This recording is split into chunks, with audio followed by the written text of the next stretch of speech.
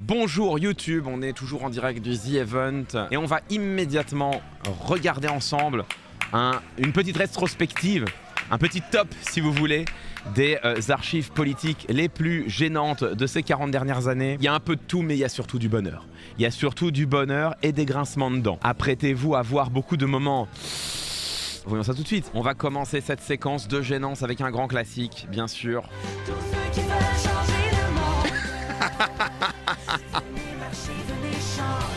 Ah, c'est dur. Ah, les panneaux verts, ça marche toujours. Et Nadine, elle est là, Nadine Morano. La moitié des archives cringe viennent d'elle, sachez-le.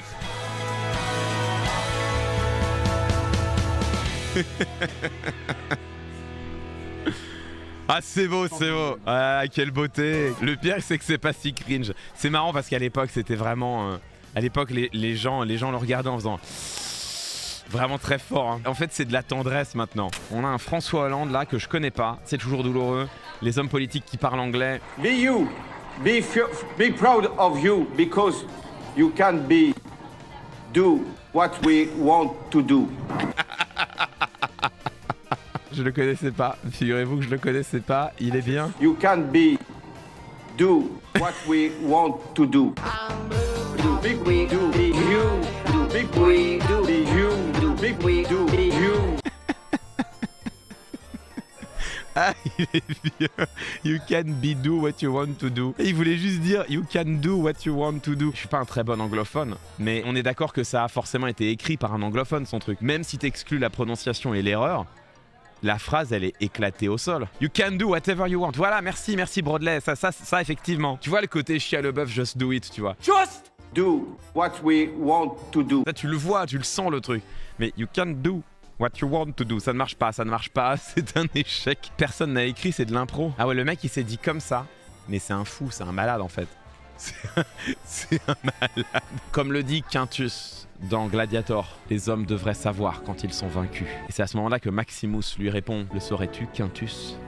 Le saurais-je? Et là c'est ça, tu vois, genre, t'es François Hollande, t'es en public, tu t'apprêtes à improviser de l'anglais. Les hommes devraient savoir quand ils sont vaincus. C'est l'énigme Hollande, hein, parce que je ne démordrai pas du fait que c'est un bon orateur, c'est un tribun, mais c'est où il a aussi fait des vrais katas, quoi. Les 20 premières secondes sont mémorables. Alors c'est Mathilde qui nous envoie ça. Ah, je me souviens, 2019. 2019, l'époque où, évidemment, Jean-Pierre Elkabbach interviewait sur CNews, bien sûr. Paraît-il que les 20 premières secondes sont bien. Bienvenue, Nicolas Dupont-Aignan. Bonjour Jean-Pierre Elkabbach. Est-ce que vous savez que je vous admire? Oh, je ne mérite pas tant. Oui, je vous admire vraiment. Pourquoi? Parce que vous allez à chaque élection de défaite en défaite et que les échecs ne vous effraient pas. Il lui a fait une Elkabbach, c'est une Elkabbach, c'est un classique. Ça s'appelle une contre-intuition ou une incongruité. C'est ce qu'on appelle une technique d'exorde, c'est-à-dire une technique, c'est même une technique d'exorde ex abrupto si on veut être très technique, c'est-à-dire une technique pour capter l'attention immédiatement dès les premiers mots de ton intervention. T'as plein de techniques d'exorde ex abrupto pour capter l'attention immédiatement en rhétorique, hein.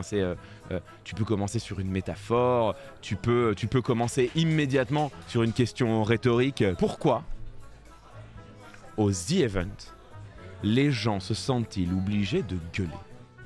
Mesdames, messieurs, je m'appelle Clément Viktorovitch, on va essayer de répondre à cette question. Vous voyez, bon, c'est pas ouf, mais il y a plein de manières de bien commencer une intervention en captant l'attention immédiatement. Je vous renvoie au livre que j'ai acheté récemment et que j'ai trouvé très intéressant, qui s'appelle Le pouvoir rhétorique, écrit par quelqu'un dont le nom est un peu compliqué, donc je m'en souviens pas bien, quoi. Mais en tout cas, dans ce livre, Le pouvoir rhétorique, figurez-vous qu'il y a un passage entier sur comment bien commencer son discours de mariage. Vous êtes témoin du marié et on vous a demandé de faire un discours. Comment bien commencer son discours de mariage? Eh bien, il y a, sachez-le, une quinzaine de types d'introduction, de types d'exordes qui sont proposés. Voilà, je vous en parle parce que j'ai trouvé le livre pas mal.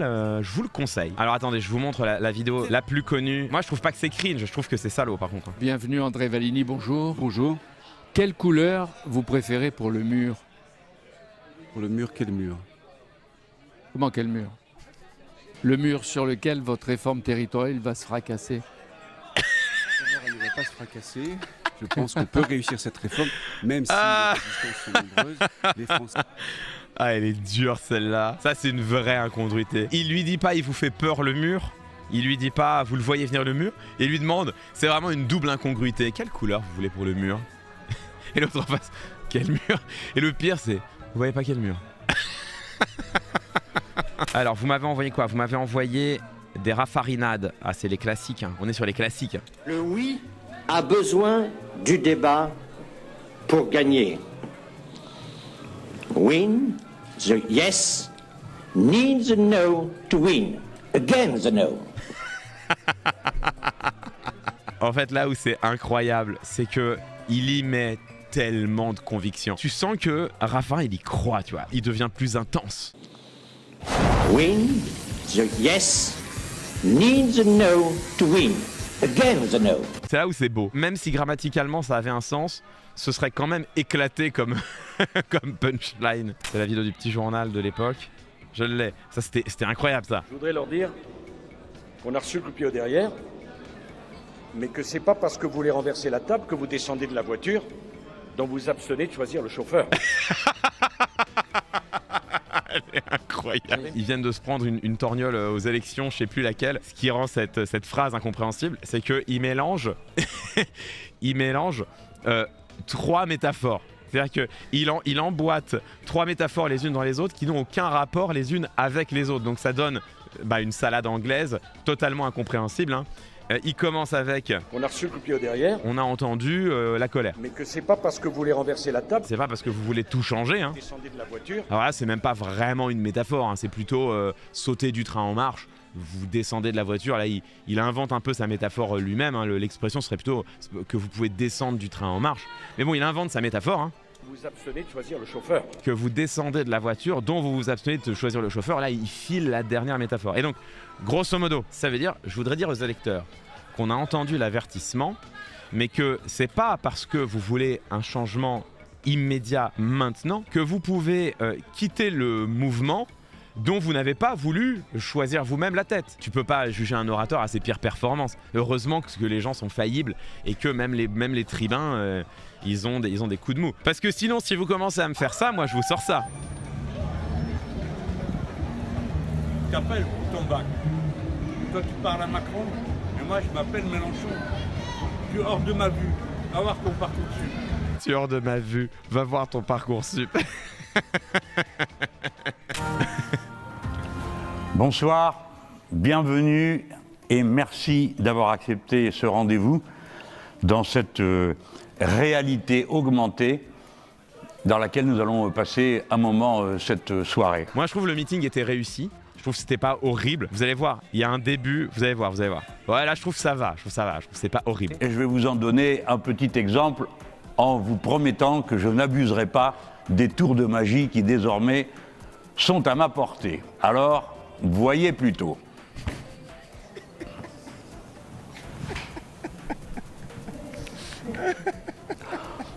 Bon. Alors ceux qui ont aimé Matrix, j'imagine, ont adoré cette séquence, et ceux qui ont aimé Alice... Ah, ah c'est le bon qui me tue. Bon. Tu sens qu'il se dit, on l'a payé combien déjà cette merde? Les trucs technologiques fonctionnent à partir du moment où justement tu ne les soulignes pas, tu t'en sers comme d'un outil. Quand tu payes un maçon pour venir réparer ta toiture, tu vois, il prend pas un marteau en disant alors tu vois ce marteau vraiment ce qui est bien c'est non, il prend le marteau et puis il répare ton toit, tu vois, puis à la fin le toit est réparé, tu dis il a fait du bon boulot. J'ai rien compris. Je suis pas sûr que ma métaphore soit exceptionnelle. Ça devient un gadget, ça devient ridicule. En plus, bon, le lapin il est quand même moche de ouf, hein. Enfin je veux dire regardez-moi ça. Enfin je veux dire t'es étudiant en 3D première année, tu vois ça, tu t'étouffes déjà, tu vois. Si tu balances une musique épique et puis que derrière t'as un fond d'écran qui se projette tout de suite, enfin tu vois, genre tout d'un coup t'es téléporté dans le Colisée à Rome ou je sais pas quoi, tu vois, ou même t'es téléporté dans la Matrice justement. Bon, pourquoi pas, why not, tu vois. Tu peux mettre du blanc s'il se passe vraiment des choses autour. Tout ce qu'on a à voir c'est un petit lapin pourri, tu vois. Bon. Bon, ouais, c'était un peu cher, c'était un peu cher. Je me moque, mais moi je trouve assez cool que Jean-Luc Mélenchon, il ait justement essayé des trucs. Le meeting sensoriel, c'était très bien, c'était très beau. Franchement, moi je trouvais que c'était très beau. Et l'hologramme, ouais, l'hologramme, c'était marrant, tu vois. Et maintenant, hop, Paris. Bon, pourquoi pas, tu vois, j'ai envie de dire. Pourquoi pas. Alors Georges Frêche, baron du Parti Socialiste, extrêmement problématique, aux nombreuses saillies, borderline racistes, enfin bon. Et donc apparemment cette vidéo existe.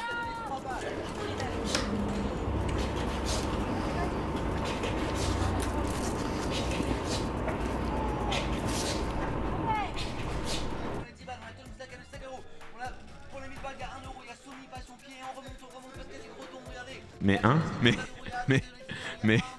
Mais quoi? Mais comment? Eh ben il y a un film entier sur Georges Frêche, le président, que j'ai jamais vu. Ah ouais, vous m'avez régalé, vous m'avez envoyé des vidéos que je voulais chercher. On parlait de Raffarin tout à l'heure et on m'a envoyé ça. C'est terrible. Même les plus hauts responsables de l'État sont parfois citoyens de cette France de Johnny. Ancien Premier ministre, Jean-Pierre Raffarin devient un autre homme quand il évoque son idole. Déjà, quand il prend le micro, ah, que je t'aime, c'est de l'énergie qu'il donne. Pierre Raffarin a même chanté Johnny dans les années 70, dans les fêtes des jeunes giscardiens. L'arbre qui n'avait rien demandé, c'est terrible, personne ne voulait voir ça. Quand il prend le micro, ah, que je t'aime. Que je t'aime. En vrai, c'est mignon, on sent sa sincérité. Bah, je suis un peu d'accord, On arrive sur une thématique qui va être très dure, puisque c'est la thématique les hommes politiques, ces chanteurs refoulés. Pour vous montrer que ça commence directement d'une manière absolument angoissante, on m'a envoyé la chanson de Carl Olive, député UMP devenu député macroniste, sur les députés pour débuter l'année 2023. J'ai peur.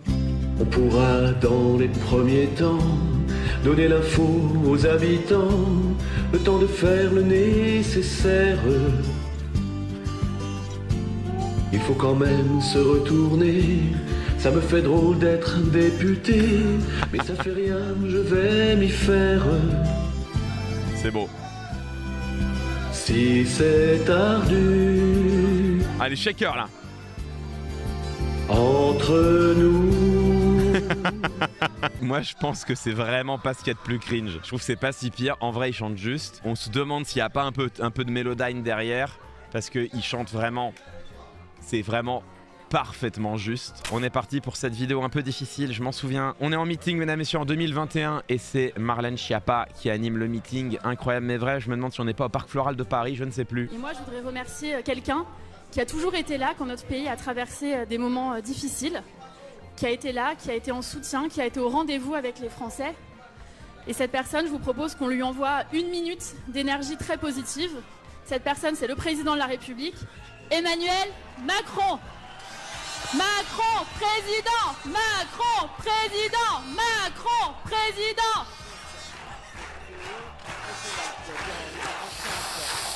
Est-ce qu'il y a des jeunes avec Macron ici? Ouais. C'est l'île de France qui va s'enflammer.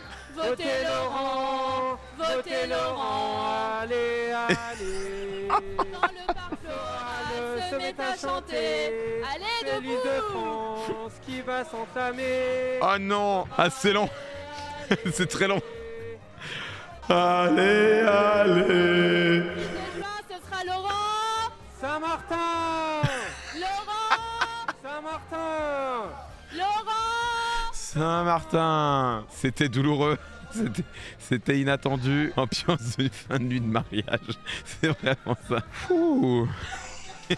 Quand même un petit commentaire rhétorique, parce qu'on reste sur le début de cette vidéo. C'est une figure de style, hein, c'est une figure de captation de l'attention évidemment. Je voudrais remercier quelqu'un qui a toujours été là quand notre pays a traversé des moments difficiles, qui a été là, qui a été en soutien, qui a été au rendez-vous avec les Français. C'est ce qu'on appelle une suspension. Alors une suspension, c'est une figure de style qui consiste à parler de quelque chose sans révéler de quoi on parle. Ça crée du suspense, ça crée de l'attention, et normalement au moment de la révélation, tu récoltes traditionnellement des applaudissements, parce que c'est une technique qui coche pas mal de cases de ce qu'il faut pour créer un clap-trap, un piège à applaudissements, une montée crescendo, une montée en intensité et une clôture claire. Sauf que pour qu'une suspension fonctionne, il faut qu'elle crée du suspense. C'est-à-dire qu'il faut que ce dont tu parles ne soit pas évident. Et là, le problème chez Marlène Schiappa, c'est que ce dont elle parle, c'est vraiment clair comme de l'eau de roche depuis le début. Je voulais remercier quelqu'un dont je crois on n'a pas assez parlé. c'est quelqu'un qu'on aime beaucoup ici, qui a toujours été là pour le pays. Je suis sûr que vous voyez pas du tout de qui je veux parler.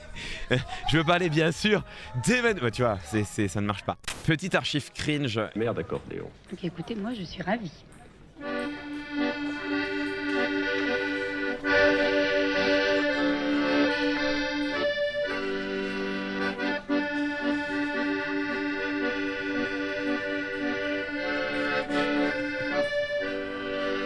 Cette archive, elle est importante parce que c'est Valéry Giscard d'Estaing qui a inventé une grande partie, en tout cas qui a inventé ou importé ou initié en France une grande partie de la communication contemporaine. Et c'est lui qui a compris comment exploiter les médias pour faire des coups, et notamment comment exploiter les médias pour forger, pour manier son ethos, son image, et notamment pour créer une image proche des gens. Il y a un peu le côté Jean d'en bas, quoi. Il y a un peu le côté ethos populaire, ou en tout cas ce qu'il s'imagine être l'ethos populaire. On a aussi, Valéry Giscard d'Estaing faisait un truc. Trois éboueurs de Paris ont pris ce matin un petit déjeuner avec le président de la République. Sur le coup de 6h30, M. Giscard d'Estaing attendait les trois hommes dans la salle à manger de l'Élysée.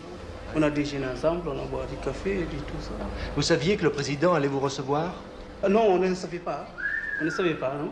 Vous saviez pas que le président allait vous recevoir? Non, ça nous fait surprise. Ces épisodes de Valéry Giscard d'Estaing qui s'invite à dîner chez les Français avec derrière les reportages télé déjà qui étaient diffusés sur l'ORTF.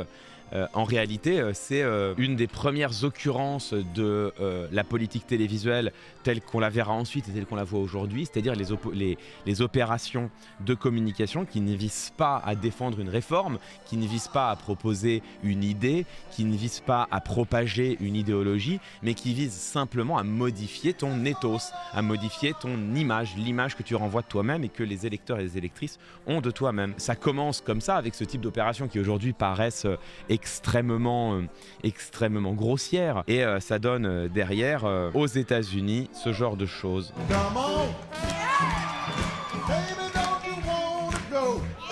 C'est juste.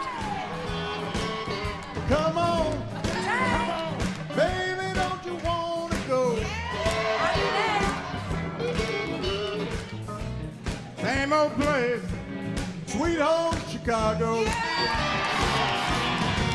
Cette séquence-là, pour moi, c'est une des séquences les plus maîtrisées en matière de communication politique de ces dernières années. T'as l'impression que c'est pas mis en scène, le gars il se lève, il veut partir, on le rattrape, monsieur le président, vous pouvez pas partir. Je sais pas à quel point c'est organisé, mais tu sens que c'est organisé en grande partie de toute façon.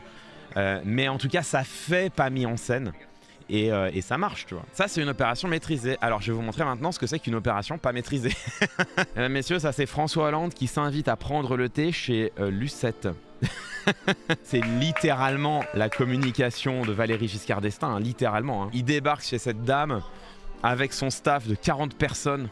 Et alors, t'as cette image qui est vraiment horrible, où t'as 40 personnes habillées en noir qui viennent envahir le petit séjour de la pauvre Lucette qui est la seule à avoir mis de la couleur. T'as ce gros bouquet de fleurs au milieu de l'écran là, qui gâche tout le premier plan, que tu vois rien de ce qu'il y a derrière, ça n'a aucun sens. La caméra a fait le focus sur le bouquet de fleurs, du coup le président de la République est flou. Alors c'est qui Tout monsieur a été mis en scène. Et évidemment derrière tout le monde parle. Derrière t'as BFM qui débarque et ça parle. Le café, c'est vous qui l'avez préparé ou pas? Non, non, c'est lui, hein. Il a tout fait. Oh, écoutez, il avait emmené les thermos, tout. Mais les tasses, c'est les vôtres au moins. Non, non, même pas. Ils ont tout amené. Ils ont amené les thermos, ils ont amené les tasses pour que ça fasse classe. Ouais, c'est une pauvre. Elle doit avoir quoi, de la vaisselle Ikea ébréchée là? On va pas boire dans de la vaisselle Ikea ébréchée, c'est pas possible ça. Vous avez acheté une belle fleur pour l'occasion C'est pas moi, c'est pareil, c'est la mairie. Et il vous a dit de la mettre sur la table? Voilà. Bah en fait à l'époque VGE ça marche parce que t'as l'ORTF, tu vois. T'as l'ORTF, donc on imagine bien que la télévision d'État va pas derrière aller voir les Françaises et les Français et leur faire raconter mais alors qu'est-ce qui est faux, etc. Bon. Et en plus d'ailleurs c'est même pire que ça, c'est exactement ce qu'ils ont fait, mais tu sais que le montage va être réalisé par l'ORTF, par la télévision d'État, puis tu sais que c'est nouveau, donc en fait que ce soit le président qui amène l'entrée. Bah, au contraire, ça fait sympa, c'est lui qui amène, etc. Tu vois. Et là, on est au début du 21e siècle, on a l'habitude de ces opérations. Ils montent tout de toutes pièces en sachant très bien que les chaînes d'infos en continu vont débarquer chez la dame derrière pour lui demander comment ça s'est passé, puis qu'elle elle va raconter, elle va dire ah non mais tout est faux mesdames, messieurs, hein, tout est faux, sachez-le. Donc ça ne marche pas en fait, vu que c'est pas authentique et qu'aujourd'hui on a de l'investigation derrière et qu'on cherche l'inauthenticité, on cherche à la débusquer, tu sais que ça va être révélé. Non seulement sur le principe, l'idée était éclatée, mais en plus, c'est même pas bien fait. C'est-à-dire si encore c'était bien fait, tu dis bon bah oui c'est offert une opération d'image, mais c'est même pas bien fait, l'image elle est horrible, elle est sinistre, elle est funeste au dernier degré, t'as même pas un conseiller en com pour dire bon bah messieurs dames, peut-être qu'on va un peu s'écarter, peut-être qu'on va laisser le président et Lucette discuter, puis on va peut-être faire une jolie photo, comme ça fera une jolie photo, voilà, peut-être que vous pourriez sortir du champ. Non, ils se mettent tous là comme un troupeau, et puis t'as le conseiller com derrière qui est là genre ouais c'est bien, ouais c'est bien, ouais, je vais prendre mon portable, ouais c'est, oh voilà, regardez-moi ça. Oh, ça va faire une belle photo, ça va faire une belle photo, ils seront contents les médias, ça. Cette opération de communication a été réalisée après Barack Obama qui chante du B.B. King, évidemment. Les bons artistes copient, les grands artistes volent, les artistes éclatés copient mal. Voilà. Bon, puisqu'on était sur là on a un peu dérivé, mais on était sur les politiques dansent et chantent, je suis navré de vous le dire. Il y a une vidéo qu'on doit écouter, c'était il y a 5 mois. Olivia Grégoire, ministre, on sait même plus trop de quoi.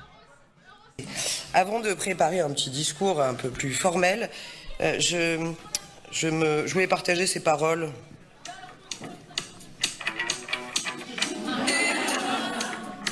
Juste. Qu'est-ce que tu regardes? T'as jamais vu une femme qui se bat? Suis-moi, blafarde, et je te montrerai comme je montre, je vois. Et oui, le refrain. Le refrain. Sous mon sein l'agre. Attention, ça monte. Sous mon sang l'agre. Attention. Sous vos seins les grenades. Je vais pas faire 4 minutes de chanson, il fait beaucoup. Non, tu vas pas faire ça, non. C'était beau. Il y a un Valérie Pécresse là qui vient de sortir. Aujourd'hui, le sujet c'est celui de la propreté. Moi, je veux une région propre. Et rien de tel qu'une femme pour faire le ménage. Il y a rien qui va. La sortie de chant légendaire. C'est sa spécialité sur le terrain, elle te drop une punchline et là elle sort du champ. Genre c'est vraiment drop the mic. C'était il y a 10 ans, il y avait un peu de travail à faire encore à ce moment-là. Sur le féminisme, c'est sûr. Nadine Morano chante Renaud. De toute façon quand il y a Nadine Morano, c'est souvent rigolo. J'aime pas. Renaud, tous coupables, sauf Carlos Ghosn. J'aime Renaud sur certaines chansons. Il est très bon. Pas tous. Celle-là, je ne l'ai pas entendue, donc je ne peux pas vous dire si je l'aime. Tous coupables, sauf Carlos Ghosn, c'est pas une chanson de Renaud. C'est quoi? C'est Renaud qui règle ses comptes sur l'affaire d'espionnage. Je croyais que vous étiez en train de nous faire... Ah non, on est dans l'actu, nous. Vous me parlez du foot. Non, là vous êtes dans une émission d'actu, Madame Morano, vous n'êtes pas... Ah, vous n'êtes pas chez Arthur là. Tous coupables sauf Carlos Ghosn. Dans le même genre, il y a cette masterclass là. Parmi tous les livres que vous avez lus dans votre vie, lequel vous a le plus marqué jusqu'à présent? Le plus marqué, sans doute Zadig et Voltaire. Parce que c'est une leçon de vie et je m'y replonge d'ailleurs assez souvent. Ah là, Frédéric Lefebvre qui confond Zadig de Voltaire avec la marque Zadig et Voltaire. Terrible échec, presque. Et en plus l'interview est à un salon du livre où il vient pour signer son propre livre Le mieux est l'ennemi du bien, qui a l'air d'être un pavé. Je m'y replonge régulièrement dans Zadig et Voltaire. Bravo. On m'a envoyé Christophe Castaner qui chauffe un meeting de Macron à Marseille. Alors je vous propose de vous lever et on va le faire ensemble. Oula. Allez, on y va. Qui saute pas n'est pas Marseillais, ok? Qui saute pas n'est pas Marseillais. Ouais. Qui saute pas n'est pas Marseillais. Mais c'est pas ça le rythme. Le rythme de qui ne saute pas, c'est pas ça le rythme, on est d'accord? Qui saute pas n'est pas Macron. Qui saute pas n'est pas marseillais. Ah ouais, là on contracte pas là, hein. C'est très dur ce qui se passe. François Hollande qui chante avec Camille, ah ça c'était horrible. Solstice, solstice, solstice, solstice. À vous de chanter. Solstice, solstice, solstice, solstice, solstice.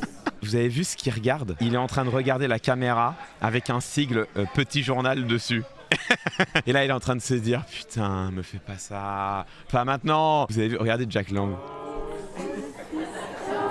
Regardez, Jack Lang il dodeline. Il dodeline.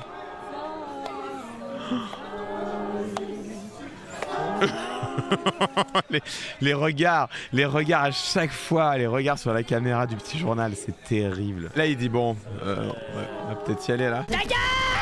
Oh là là là là là là là là là là, c'est terrible, c'est terrible. Voilà mesdames, messieurs, quelques cringeries, quelques moments de gênance hein, évidemment dans la politique. La frontière est fine parfois entre être cool et être gênant. L'équilibre est pas facile entre oser et se ridiculiser et oser et en récolter les lauriers. Donc voilà, on se moque un peu, on plaisante évidemment sans mauvais esprit parce que c'est pas toujours simple d'essayer de communiquer. C'est sûr que avoir des idées et communiquer dessus, bon bah c'est encore ça le plus simple. Mais quand tu manques un peu d'idées, quand tu as besoin d'un petit quelque chose, d'une petite épice en plus pour tenter de te faire élire ou de reconquérir le cœur des électrices et des électeurs, et ben voilà, il y a besoin d'en faire un peu plus, il y a besoin de tenter des choses. C'est sûr que si on tente rien, on ne peut rien rater.